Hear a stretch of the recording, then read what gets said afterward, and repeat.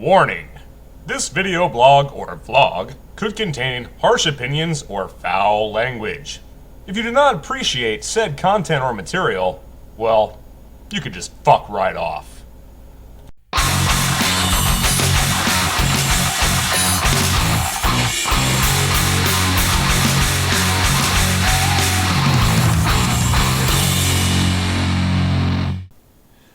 Greetings, internet people. Ranting Ramsey here. How are you all doing today? I'm not doing so badly.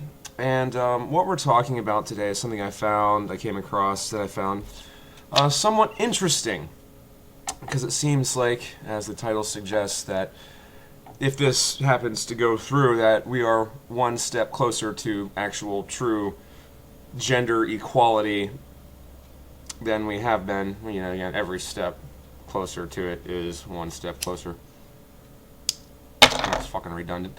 Anyway, a little bit of prefacing for this. As you may or may not know, the current presidential administration has recently lifted the long-standing ban on women in combat roles in the military, like frontline combat roles and stuff like that. Apparently, that had been actively banned by legislation, and that has recently been repealed. And there seems like there could be a potential backlash or after effect to this, because it seems to be proposed now that since women can fill frontline combat roles, which they couldn't before, that there are some senators and representatives that are suggesting that that women should now have to also sign up for the Selective Service Act, which is, you know, basically the draft. Now, we haven't had an actual draft in a while, quite some time. I think Vietnam was the Vietnam War was the last time the U.S. military actually enacted the draft. And but still, to this day, once you hit 18 years of age as a male, you are forced to sign up for the Selective Service Act, and I think that actually comes with a pretty hefty fine if you don't. If you're caught not doing that, or I can't. I lost it. It was in here somewhere. I can't find it now. It's somewhere in the article linked in the description, which I should have taken.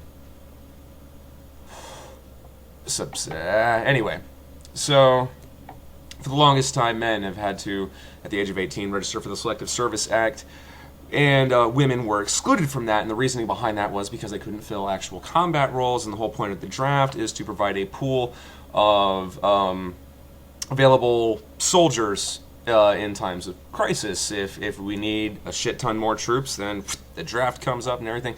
And one of the only reasons that this is coming up, aside from them recently repealing the ban on women in combat, is that apparently there's a little bit of noise going around that there are some people out there trying to say that we need to reenact the draft, like sometime in the near future, because recruitment's been low, and one of the more cleverly worded excuses that one of the senators gives is that since our military is all a volunteer force, we have a disproportionately small percentage of the population doing the work for everyone, which, you know, kind of a valid point as well.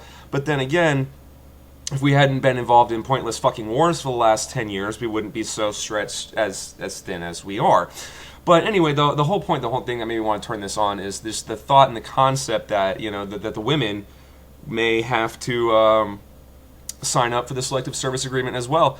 And that's what I mean when I say, you know, closer to gender equality. Because I've talked about this kind of thing before.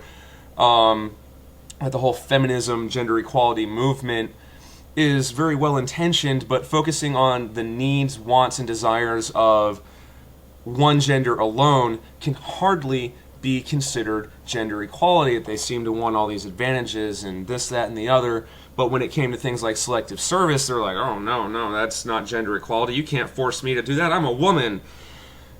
So it makes kind of lifted my heart a little bit, even though the whole situation is bad and that they're talking about maybe trying to reenact the draft. This time they're saying, well, women would not be excluded, so women would have to sign up for the Selective Service Act as well. And that's just, that seems like a really damn good thing to me. That, you know, why should men be the only ones that have to do this? If we finally come to the conclusion that women can perform combat roles, then why the fuck should they not be drafted as well if there is a draft? You know, so that's basically all I really want to talk to you today about. That whole thing just seems really interesting. Man, there's a lot in the article that I didn't really get into. Like I said, it's linked in the description. It gives a lot of history and backstory about the draft and stuff like that, and then talks about the fact that some people, like I said, are trying to bring it back. But there you go, there you have it. You know, of course, as always, let me know what you think about the situation in the description or in the comments section, and I'll be happy to engage and debate with you down there. So yeah, I'm Randy Ramsey. That is all. Hey, did you get all that, man? Douche.